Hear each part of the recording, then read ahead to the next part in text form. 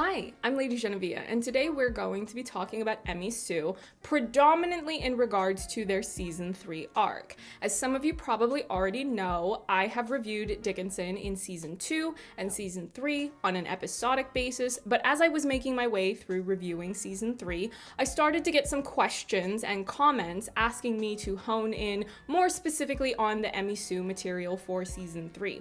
Also, if at any point in this video you see me tiptoeing around saying or not saying certain words, I just want to make it clear that that's because YouTube's automated system with its bots tends to be a bit on the bigoted side, and I don't want this video to get suppressed, so I might either substitute certain words or mute certain words to try to prevent that censorship from happening. By this point, the most avid fans of Dickinson will have already begun to binge rewatch the show, including the episodes of Season 3.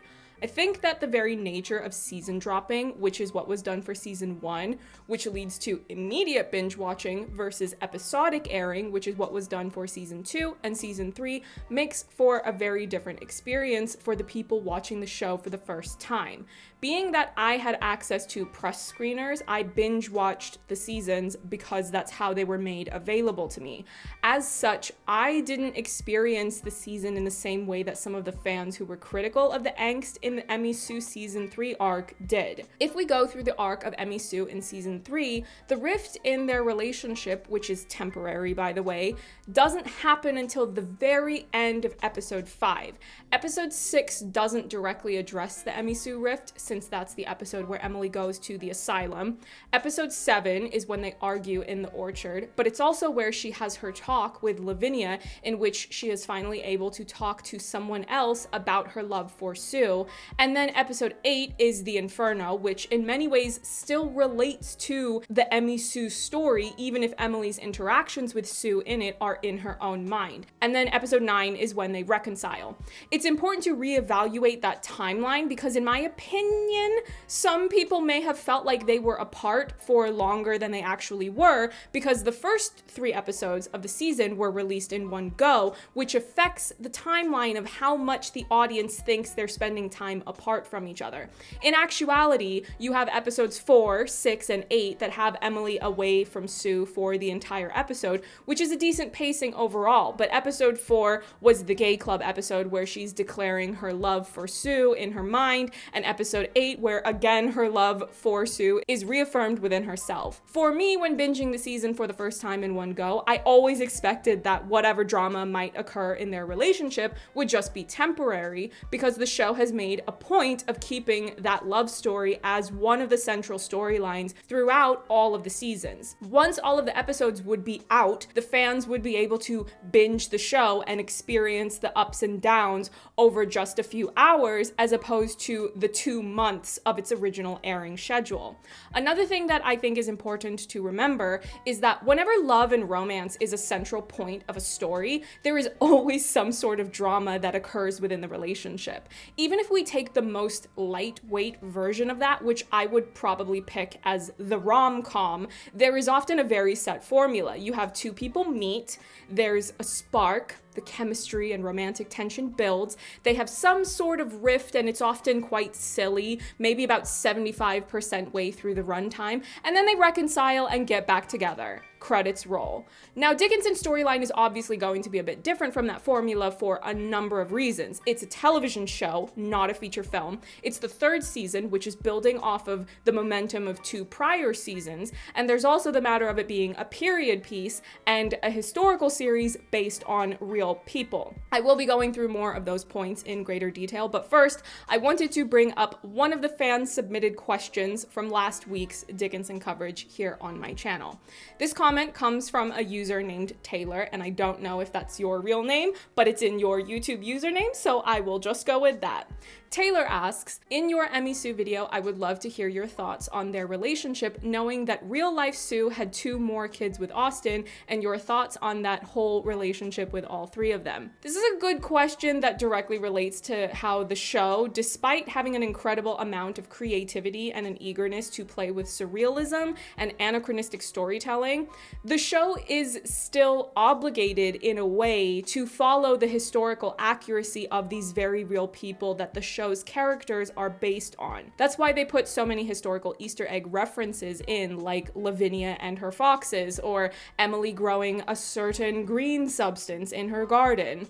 I was never surprised that Sue was pregnant with Austin's baby at the beginning of season 3 because it happened in real life. If these were completely fictional characters that were not directly being written from real historical figures, I would absolutely think it was weird that Sue was pregnant after this passionate reconciliation with Emily at the end of season 2. Knowing that it happened in real life is a sufficient enough reason for me to understand that it's happening in the show. If that's not enough for some people, that's okay too. Art is subjective. I also think that I associate romance stories from the 1800s with a lot of yearning and repressed feelings because I grew up consuming a lot of Jane Austen, both in books and in the live action adaptations of those books. Obviously, those stories are British, not American, but the repressed feelings is something I've personally been conditioned to associate with that time period when watching these white, culturally Western stories in film or television. If you watch the Joe Wright Pride and Prejudice, there's this part where Elizabeth Bennet and Mr. Darcy touch hands because he's helping her into a carriage, and they're repressed English people in polite society, so they're not used to having physical contact with each other, and the camera lingers on her face as she stares after him after their hands have touched, and there's this close-up of his hand as he's walking away. And the stans of that film absolutely lose it over that. Compared to that, Dickinson is way more blatant in its verbal and physical depictions of the love and passion between its main couple of Emily and Sue. However, I can understand that one of the extenuating factors that influences how a lot of the show's core fan base can react to any separations or conflicts between Emily and Sue is the fact that this is a coupling between two women, which is a perfect segue to another fan question, this time from a user named Sam. Again, I don't know if that's your real name, but it's in your username, so I will use that. Sam asks, last thing, I have 2 points you could talk about in your Emmy Sue video. 1, how Ella is a queer woman who discovered her queerness through this show, and how a lot of what happens in the season 3 for both her character and Emily's helped her with her own sexuality. I just think that's incredible, to be honest, and something we don't ever really see. You can tell how important this series is to her. It legitimately changed her life. This is a really important detail to better understand why Dickinson means as much as it does to a lot of the avid fans of the show. I'm not saying that every hardcore fan of the show is part of the LGBT+ community, but there's definitely plenty who are. I really want to be thorough in unpacking this because much like Dickinson aimed to address in season 3 through Henry's story, we need to look back and learn from history to understand the present and work towards a better future.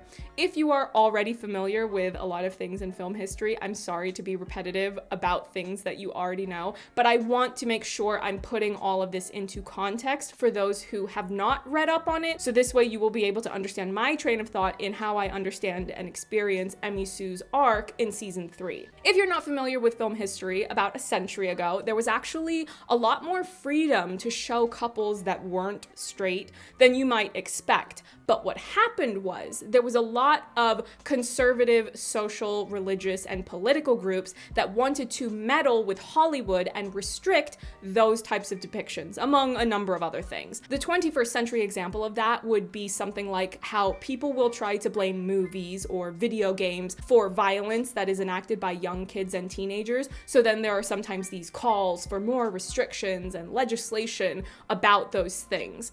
What ended up happening next was the creation of the Motion Picture Production Code, which is sometimes known as the Hays Code or just the Code.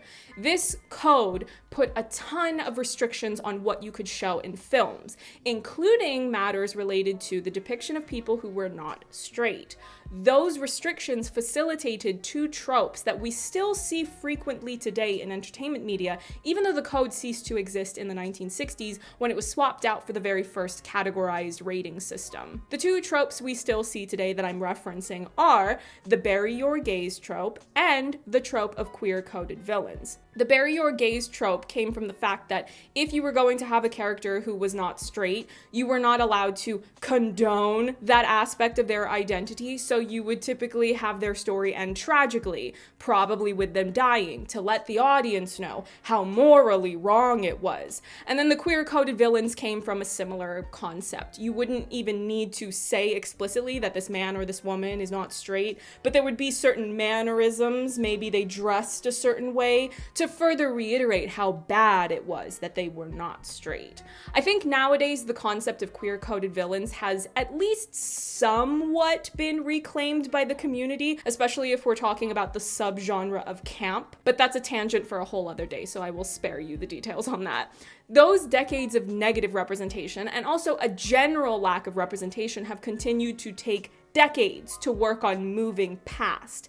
Nowadays, the negative stereotypes or bad habits of representation for that community have begun to manifest in other ways. For example, the rom-com He's Just Not That Into You has some men in the story who are not straight, and they only exist to be sidekick characters who give relationship advice to the straight main characters, but they have no real stories of their own. There's also a recurring problem of queer baiting. Perfect example, the Pitch Perfect series. I don't need to elaborate on that. If you've seen those films, you already know what I'm talking about. So we have villains, tragic endings, sidekicks, baiting your audience, or simply neglecting to include members of the community in your stories altogether. What these negative or inaccurate or exclusionary habits cause over time when you repeatedly subject the LGBT plus audience to them is a greater sensitivity when consuming new media of the potential of having to experience that again. I don't fault the members of the audience who get swept up in their emotions when watching a show like Dickinson and not wanting to see anything go wrong for Emily and Sue, because at least part of that has to be coming from a place of hurt that is caused by feeling mistreated, misrepresented, misunderstood, rejected, and excluded by the corporations who agree or don't agree to fund these projects in entertainment media.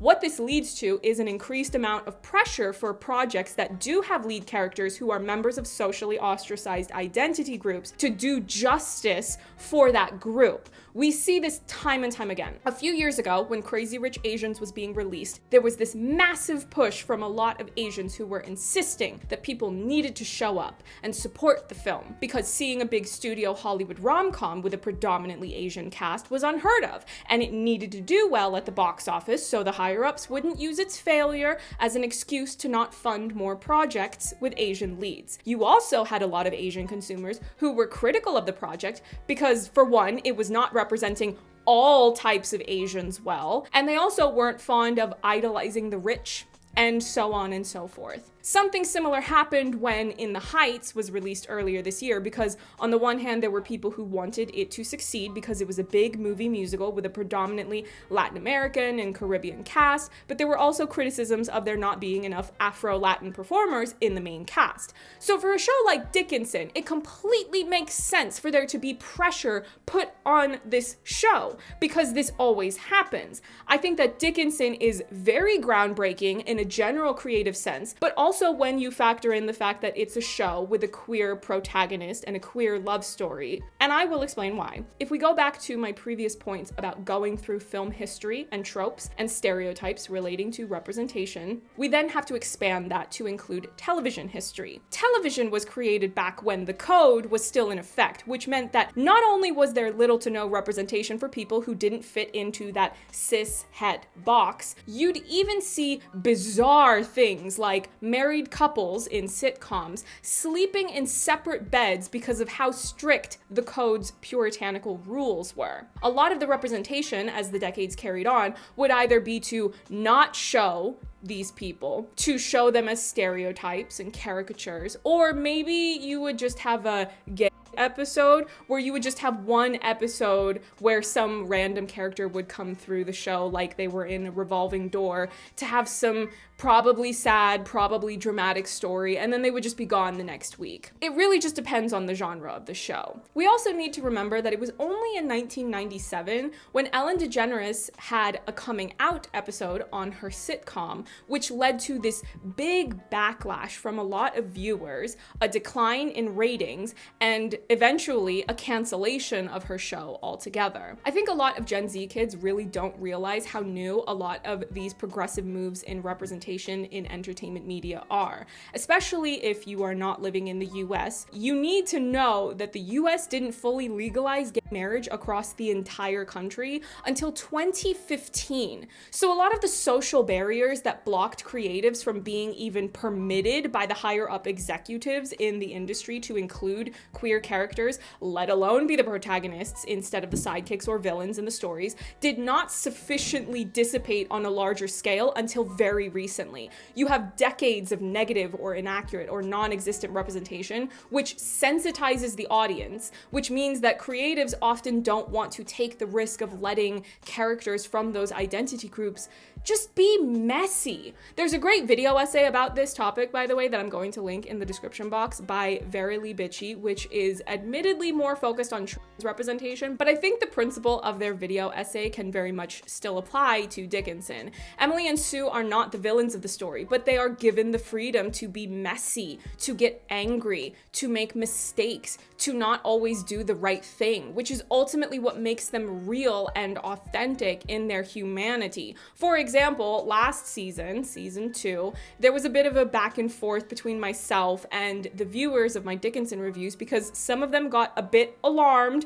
when I said at the beginning of the season that Sue wasn't being very likable, and I had to really emphasize that I wasn't saying that the material was bad. I had to stress that it's so important for women to be given the freedom to not be likable because women in fiction are always judged more harshly for their actions than men in fiction. Men can act like jerks and be celebrated and revered for it. It's even more important that queer women are free to explore their messiness and their flaws because it's real. So for Emily and Sue, they have this disagreement in season 3. There are extenuating life circumstances that pose an obstacle to their relationship, like Sue being married to Austin and her having a baby with him. There is the difference in communication style, as seen when Sue thinks that Emily should have come to see her because Sue was mad at her, whereas Emily thought that Sue being mad at her meant she needed space. And aren't those things all perfectly valid reasons for a couple to find themselves in a disagreement? There was also all that business with the poems and writing to Higginson, but that part of the writing honestly really gave me a headache, so please permit me to just skip rehashing all of that. My point is that a lot of couples have disagreements with each other, but in a romance, oftentimes the story is about finding a way to work through those disagreements and understanding that despite those differences that you have with each other, you would still rather be with each other than not with each other. Some of the other technical details I think people need to remember that can impact how much or how little we see of Emmy Sue as a coupling is the runtime. It's only 30 minutes per episode and it's an ensemble show. I personally like that the show is ambitious in addressing so many socio-political and historical storylines besides just the Emmy Sue romance. It's also a show that is first and foremost about Emily Dickinson, so there is a fair bit of runtime throughout the entire 3 seasons that is specifically dedicated to exploring things related to Emily's writing and the greater themes and concepts about being an artist, the legacy of an artist, the immortality of an artist's work, and all that jazz. When you take a step back to think just about how many things the show addresses, it's incredibly impressive that they managed to accomplish all of those things and flesh out the Emmy Sue romance as much as they do. Another thing that can impact the Emmy Sue romance and how it's explored is the fact that their romance is done very differently from a lot of romance stories, and this particular detail actually doesn't have much to do with the fact that they are both women. What I'm referring to is that the very first episode introduces the audience to them already being in a relationship with each other. It may be a secret, but it's still a relationship. In a lot of shows, a fair bit of airtime is used on the will they, won't they storytelling concept, which usually leads to they will, of course, as long as the show doesn't get canceled before that happens. I have had so many ships remain unwilled because they got canceled or because the sequel to a movie didn't happen, and I don't want to talk about it. I'll only end up hurting my own feelings if I go digging into those wounds. For Emily and Sue to already be a couple means that any potential obstacles you might have put into play to impact how long it takes for them to finally get together aren't an option when you're brainstorming how you're going to map out the story. But there's going to be drama from somewhere, so you have to figure out a different way of doing it. This is a good spot to bring up the second point in Sam's question. You could discuss how, despite it being in the 1800s, even today, accepting your sexuality isn't something that happens immediately. I feel like a lot of fans, for some reason, were glossing over that fact. It's something you learn to live with and eventually accept because, believe it or not, we are still in an extremely heteronormative society. If we weren't, people wouldn't even have to come out about their sexuality to people. There would be no assumptions that everyone is straight. I just wish more fans realized this while viewing Emily's experience, especially when I know for a fact that a majority of us went through the same struggle as her and still do, despite the changes in our world today. This is another important part of understanding Emmy Sue's story in this season. I mentioned before about how the show has to stay within certain boundaries because of the historical accuracy of these people actually existing, but now we're getting into the historical accuracy of them being restricted by the social norms of the time period.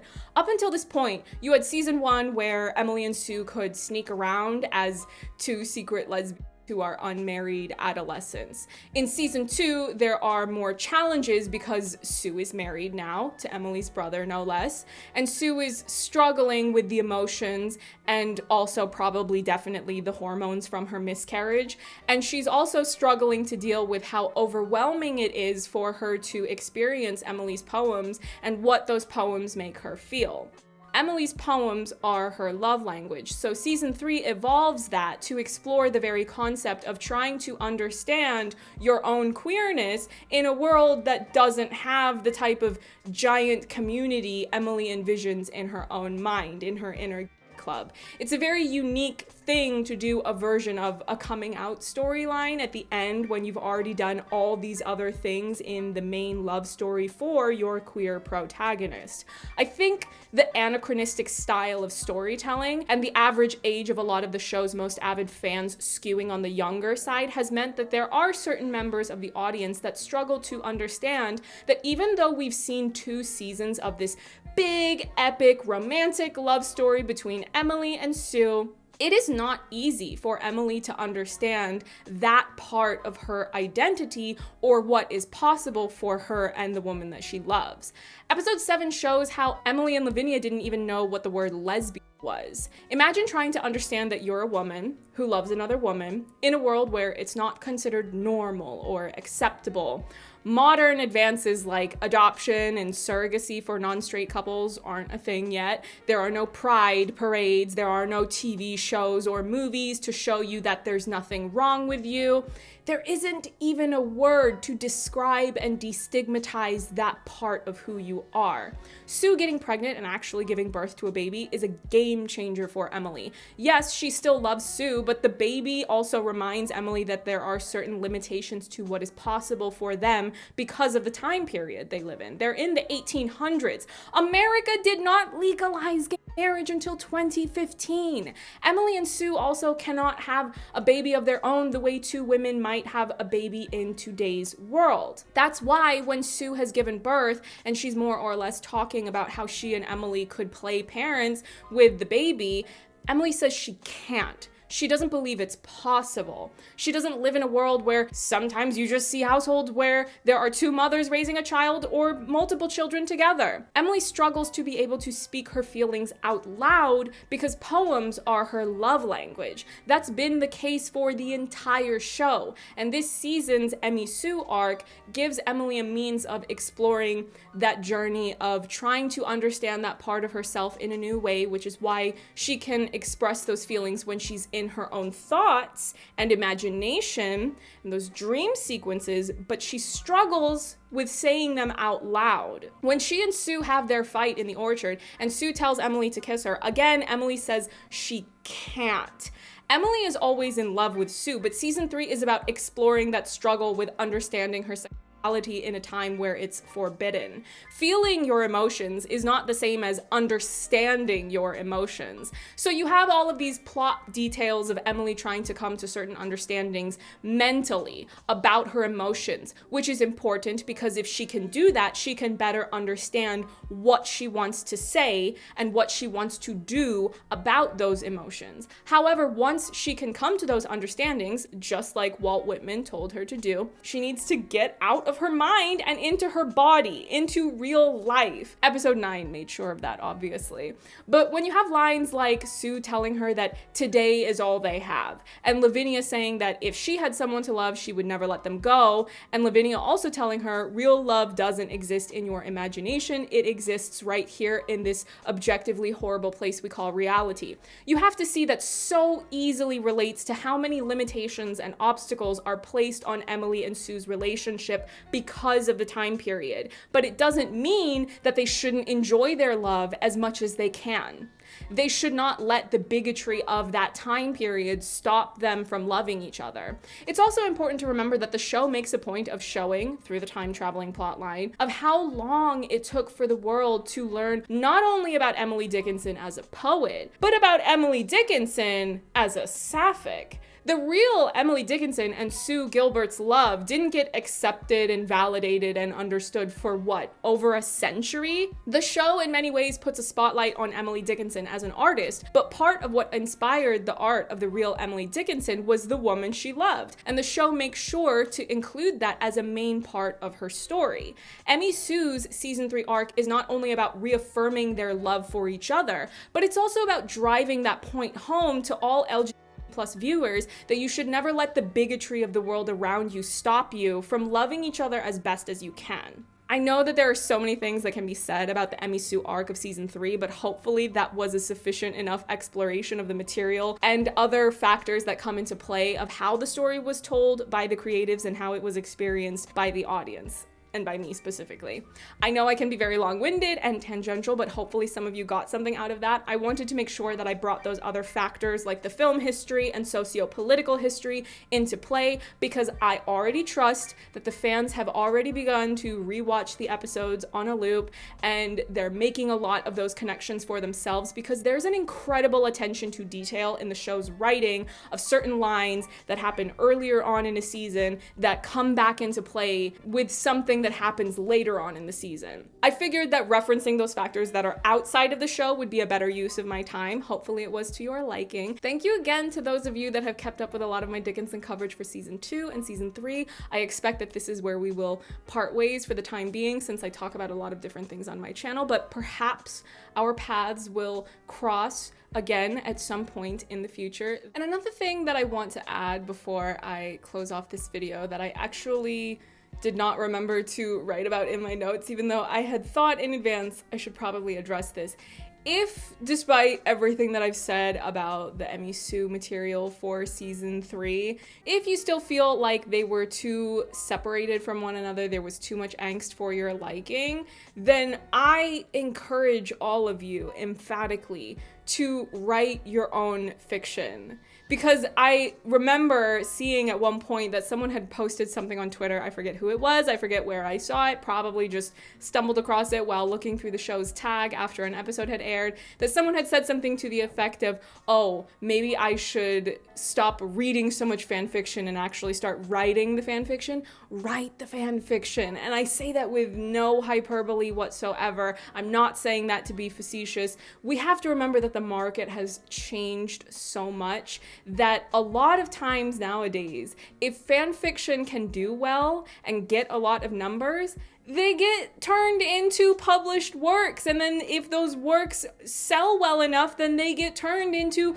feature film adaptations. Now, some of the examples of that might not be things that you deem as high in quality, like The Kissing Booth and 50 Shades of Grey and 365 Days, but my point stands that fan fiction is absolutely a valid art form, and even if it's not fan fiction, if it's an entirely original story that is is only partially inspired by a work of fiction like Dickinson, then write it. The world needs that. Go into the world, or maybe stay inside because there's still things going on health and safety wise, but figuratively speaking, go out into the world and tell your stories. I mean, life is too short. I wish that people had told me when I was younger to just tell the stories that I wanted to tell. So now I feel like I have to make up for lost time. But yes, make your stories. Whether it's an Emmy Sue fan fiction that's heavily inspired by the show in its original time setting, or maybe it's an AU set in modern day, whatever it is, or just, again, an entirely original story, write it. Write your story. And now I will actually definitively close off this video. So thank you so much for watching, and I will see you when I see you. Bye.